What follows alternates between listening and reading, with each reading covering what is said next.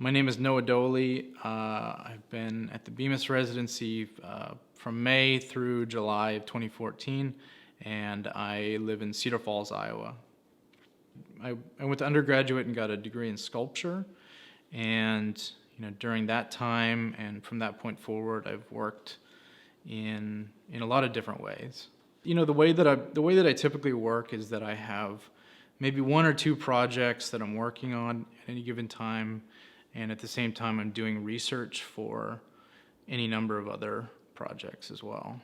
And so I've been working on a few different things here, but the primary thing that I've been working on is that I've been trying to create replicas of passenger pigeon decoys.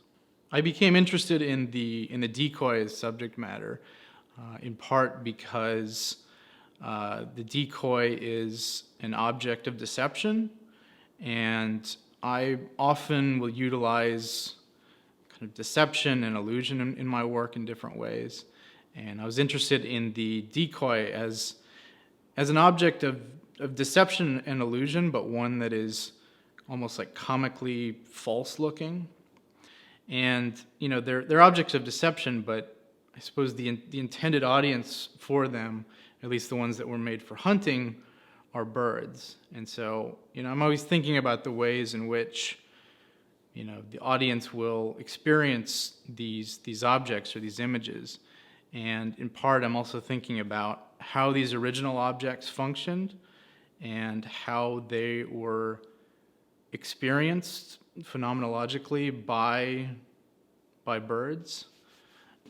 Specifically, these decoys are of passenger pigeons, and the passenger pigeon is a bird that at one point I believe was the most abundant bird in the world, and that was driven into extinction sometime around the beginning of the 20th century.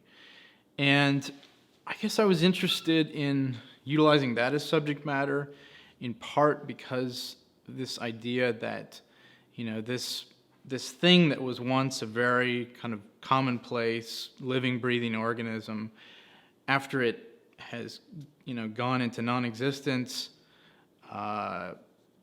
almost takes on a kind of mythic presence in the culture.